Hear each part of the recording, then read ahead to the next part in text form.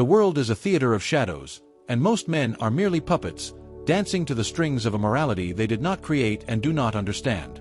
We are taught from the cradle that goodness is a fortress, that the virtuous man is untouchable, and that the heavens themselves conspire to protect the innocent. But look closely at the ruins of history, and you will find them littered with the bones of good men, who believed that their intentions would save them from the daggers of the ambitious. Niccolò Machiavelli did not invent evil. He simply had the courage to turn the lights on in a room full of monsters. He understood a truth so sharp it draws blood. The man who tries to be good in every situation will inevitably be ruined among so many who are not. To be good without the capacity for its opposite is not a virtue, it is a death sentence. Let us speak plainly of the nature of men. Men are, by their very constitution, ungrateful, fickle, deceptive, and greedy for gain. As long as you serve their interests, they are entirely yours. They offer you their blood, their property, and their lives. But the moment your utility fades, or the moment a greater advantage appears on the horizon, they will turn. This is not a pessimistic observation, it is a structural reality. If you build your life on the foundation of people's goodness or their love for you, you are building on shifting sand. Love is a bond of obligation which these miserable creatures break whenever it serves their advantage. But fear is maintained by a dread of punishment which never fails. The good man seeks to be loved, and in doing so, he hands the leash of his life to the whims of others. The wise man seeks to be respected and, if necessary, feared, for he knows that while he cannot control the hearts of men, he can certainly control their calculations. The greatest weakness of the virtuous is their predictability. A man who is bound by a rigid code of honesty is a man whose moves can be calculated a year in advance. To be predictable is to be manageable. If your enemy knows that you will never lie, he will use your truth to hang you. If he knows you will always forgive, he will strike you again and again, knowing the cost of his aggression is zero. Your morality becomes his greatest weapon. Machiavelli's most brutal lesson is that a prince, or any man who seeks to master his own fate, must learn how not to be good, and to use that knowledge or not use it according to necessity. This is the fox and the lion. The lion cannot defend himself against snares, and the fox cannot defend himself against wolves. Therefore, one must be a fox to recognize snares, and a lion to frighten wolves. Those who wish to be only lions, or only good, are simply waiting to be trapped. Consider the art of appearance. The common man believes that to be perceived as good, one must actually be good. This is a fatal error. In the arena of power, the reality of your character matters far less than the image you project. A man should appear merciful, faithful, humane, religious, and upright, and he should indeed be these things if he can. But he must keep his mind so disposed that, should he need to become the opposite, he knows how to change. The world is governed by appearances, and the vulgar are always taken in by what a thing seems to be. If you are actually good, you are limited by your nature. If you appear good but remain flexible, you possess the ultimate advantage: the trust of your friends and the hesitation of your enemies. Your goodness should be a cloak you wear for the public, but beneath that cloak, there must be a suit of armor and a sharpened blade. Why is goodness a weakness? Because it creates a vacuum of power. When you refuse to use the tools of influence, deception, pressure, strategic withdrawal, you do not make those tools disappear. You simply leave them on the table for your opponent to pick up. By refusing to play the game, you have already lost it. You call it taking the high road, but from the perspective of power, you are simply retreating to higher ground where you can be more easily besieged. The world does not pause to admire your moral purity, it moves to fill the space you have vacated. Every time you excuse a slight, every time you understand someone who has disrespected you, you are not being a saint, you are being a teacher. You are teaching the world that you are a person who can be diminished without consequence. And the world is a very fast learner. There is a specific type of cruelty in blind goodness, the cruelty toward oneself. To be good to a predator is to be complicit in your own destruction. Machiavelli observed that men should either be caressed or crushed. If you do them a minor injury, they will seek revenge, but if you cripple them, they cannot strike back. The good man often does minor injuries. He complains, he shows his hurt, he offers a weak protest. This is the worst of all worlds. It signals your resentment without removing the threat. It provokes the enemy without disarming him. This is why the nice guy is often the most bitter. He has enough goodness to be a victim, but not enough virtue, in the classical sense of virtue or prowess, to be a victor. He suffers the slings and arrows of outrageous fortune and calls his bruises badges of honor. They are not. They are the marks of a man who has failed to understand the first law of existence. Survival is the prerequisite for morality.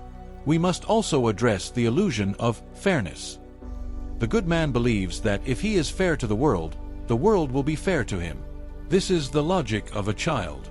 Fairness is a contract that only exists between equals who have the power to enforce it.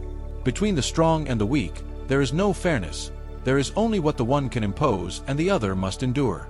If you enter a negotiation or a relationship relying on the other party's sense of fairness, you have already surrendered. You must rely on their self-interest. You must make it more profitable for them to be fair than to be treacherous. This requires you to have a dagger in your hand, even if it is hidden.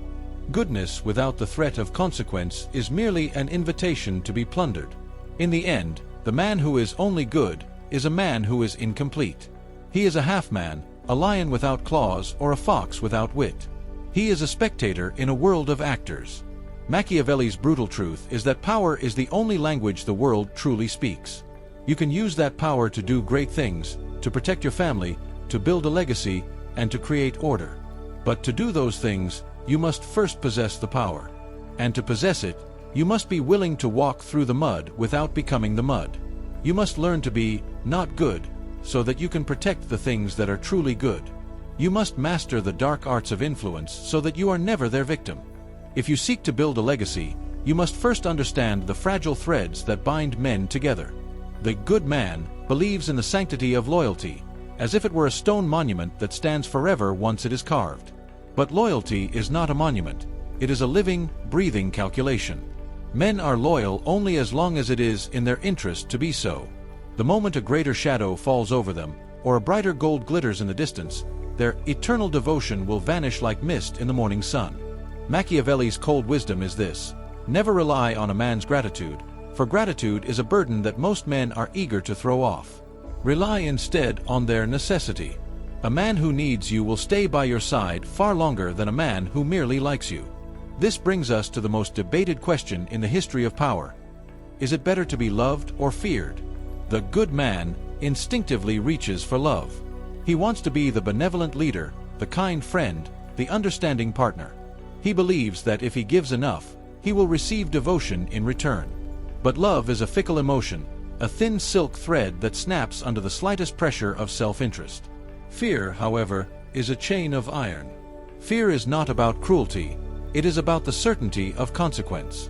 When men love you, they do so at their own convenience. When they fear you, they do so at yours. A wise man does not seek to be hated, for hatred leads to rebellion and hidden daggers, but he must be content to be feared. To be feared is to be respected. It is to create a boundary that no one dares to cross without calculating the cost. If you are only loved, you are a target for every ambitious soul who thinks they can take what is yours without a fight. But how does one cultivate this respect without becoming a tyrant? The secret lies in the art of the fox. You must know how to play the long game of perception. The world is full of people who will try to test your resolve with small, incremental transgressions. They will forget a promise, they will arrive late, they will speak with a subtle edge of disrespect. The good man ignores these things, calling it patience. But in the eyes of power, this is not patience, it is an invitation. You must crush the first sign of disrespect with a force that seems disproportionate to the offense. Not because you are angry, but because you are setting the price of admission to your life. If the price is high, only the serious will stay. If the price is low, you will be overrun by parasites. Let us speak of the good man's greatest enemy, the desire for consensus. The virtuous man wants everyone to agree, to be happy, to feel included. He seeks to please everyone, and in doing so, he pleases no one and loses himself. Machiavelli observed that a man who tries to be a friend to everyone is a friend to no one. You must have the courage to be an enemy. To have enemies is a sign that you have stood for something, that you have claimed a territory, and that you have a vision that others find threatening. An enemy is a clear, honest thing. A friend who is only there because you are nice is a hidden danger. You must learn to value the clarity of a declared foe over the ambiguity of a lukewarm ally. The good man also fails because he does not understand the necessity of the clean break. When a relationship, a partnership, or a strategy no longer serves the ultimate goal, the virtuous man lingers. He feels guilty. He worries about the other person's feelings. He tries to fix what is fundamentally broken. Machiavelli would tell you that this is a slow suicide. If a limb is gangrenous, you do not understand it, you amputate it. If a person is a drain on your energy or a threat to your mission, you must remove them from your circle with surgical precision. Any delay is an act of cowardice disguised as compassion. The world does not wait for you to resolve your internal guilt. It moves on, and if you are tied to a sinking ship, you will drown with it. There is a profound psychological power in being not good when the situation demands it. It creates a vacuum of uncertainty around you. When people cannot predict your next move, when they don't know if you will respond with a smile or a strike, they become cautious. This caution is your greatest protection. The Good Man is a transparent book. Anyone can read him, and anyone can write on his pages. The Machiavellian man is a mirror. He reflects back what is necessary, but his true depths remain hidden. He understands that information is the ultimate weapon. To reveal your true thoughts, your true vulnerabilities, and your true plans is to hand your enemy the map to your fortress. Silence is not just a virtue, it is a strategic necessity. We must also address the concept of fortuna, the unpredictable chaos of life. The good man believes that if he does everything right, if he follows the rules and stays good, the universe will reward him with stability. This is a delusion. Fortune is a woman, Machiavelli said, and if you wish to keep her under, it is necessary to beat her and force her. She is a friend to the young and the bold, not the cautious and the good. When the storm comes, and it always comes, the man who has relied on his goodness will be swept away because he has no roots in reality. The man who has mastered the brutal truth will survive because he has built his house not on the hope of fair weather, but on the preparation for the hurricane. He has studied the dark side of human nature, he has secured his defenses, and he has the cunning to turn the chaos to his advantage. In the final analysis, being only good is a form of arrogance. It is the belief that you are above the laws of nature, that you can exist in a world of predators without having teeth. It is a refusal to accept the responsibility of power. Every one of us has influence. Every one of us has the ability to shape our environment. To refuse to use that influence effectively because it feels uncomfortable or not nice is a betrayal of your own potential. You were not put on this earth to be a victim of other people's ambitions. You were put here to be an architect of your own destiny. There comes a moment in the life of any man who seeks to rise above the common condition when he must confront a question more dangerous than any enemy. What is he truly willing to become in order to survive, to command, and to shape his destiny? The good man avoids this question. He clings to the comfort of moral certainty, believing that his virtue will carry him through the storms of existence. But the world does not reward certainty, it rewards adaptability. And adaptability requires a transformation that many are too afraid to undergo. Machiavelli did not teach men to abandon goodness, he taught them to master it. For goodness, when wielded without control, is like a blade with no handle. It cuts the one who holds it. But when grasped with discipline, it becomes an instrument of precise power. The difference lies not in the act itself, but in the intention behind it. To give freely because you choose to is strength. To give because you cannot refuse is weakness. To forgive when it serves your purpose is wisdom. To forgive when it invites further harm is surrender. The man who understands this begins to reshape himself. He sheds the illusion that he must be one thing at all times. He learns to become many things, depending on the necessity of the moment. To his allies, he is reliable but not naive. To his enemies, he is unreadable but never careless. To himself, he is disciplined, for he knows that the greatest threat to his power is not the ambition of others, but the softness within his own mind. This discipline is the foundation of all authority. Without it, knowledge becomes arrogance, and power becomes chaos. The man who seeks to apply the brutal truths of Machiavelli without mastering himself will destroy everything he touches, including his own future. For power without restraint is not strength, it is decay. And decay invites collapse. Thus, the first conquest must always be internal.